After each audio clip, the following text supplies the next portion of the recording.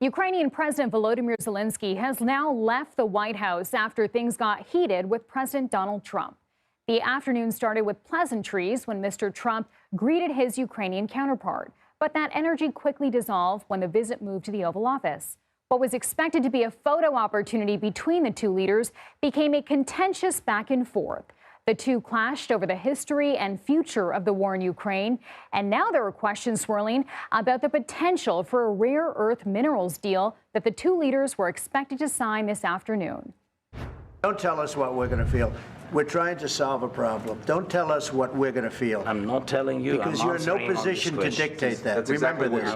You're in no position to dictate what we're going to feel. We're going to feel very good. You will feel influence. We're going to feel very good and very strong. You will feel influence. You're right now not in a very good position. You've allowed yourself to be in a very bad position, and he happens to be right about it. From the very beginning of the war. You're not in a good position. You don't have the cards right now.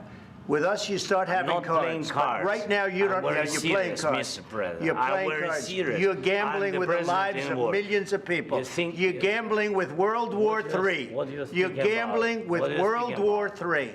And what you're doing is very disrespectful to the country, this country, that's back to you, far more than a lot of people said they should have.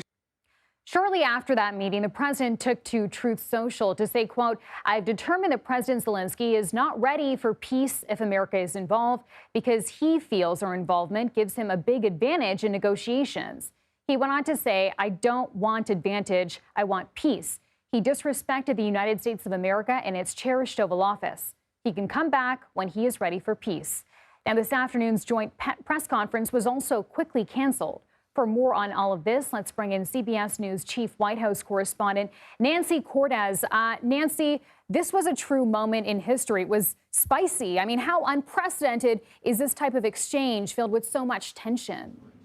Completely unprecedented, Chanel, and things keep going from bad to worse. We just learned that the president essentially kicked Zelenskyy out of the White House after that exchange. We're told that Zelenskyy and his aides wanted to try to smooth things over, but the president wasn't having it and told him to leave. There was a lunch that had been prepared for these two leaders to eat as they continued to negotiate behind closed doors. That lunch went uneaten, and Zelenskyy departed. He is now slated to give a speech at the Hudson Institute, a research organization here in D.C. It's chaired by former presidential candidate Nikki Haley.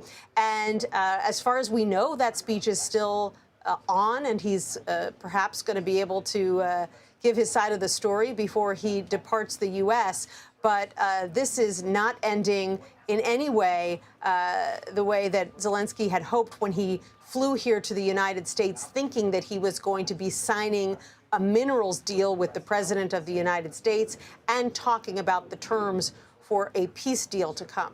Right. So what happens with that rare mineral deal that was supposed to be discussed today? It's completely up in the air at this point. And as you read from President Trump's Truth Social, he says Zelenskyy isn't ready for peace and he can come back when he is. Now, President Trump has been known to change his mind before, so we'll see if that happens again.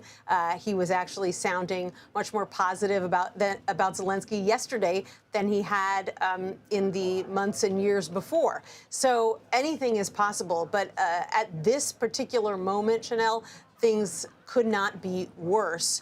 And it's definitely going to be a cause for great concern for European officials in particular, who were hoping that things were now heading in the right direction after weeks of President Trump sounding like he was more on Putin's side than Zelensky's. And speaking of that, Nancy, earlier this week, the president, we know, met with other European leaders.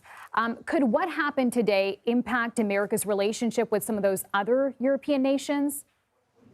Sure, although European nations have other concerns. For example, President Trump has threatened to impose tariffs on all European countries, in fact, all countries around the world, reciprocal tariffs. And so they are worried about heading those off and may be reluctant to criticize President Trump too directly when they are also quietly negotiating with the White House to try to head off those tariffs that could hurt not only U.S. consumers, but foreign consumers as well. Great concerns about a trade war with some of our closest allies. And so, we saw Keir Starmer, the Prime Minister of the UK, in the Oval Office yesterday. And while we know that he has a very different view of the Ukraine war than President Trump does, he really downplayed any disagreement because he is working so hard behind the scenes to head off those tariffs that he believes would hurt his economy. Okay, Nancy, thank you so much.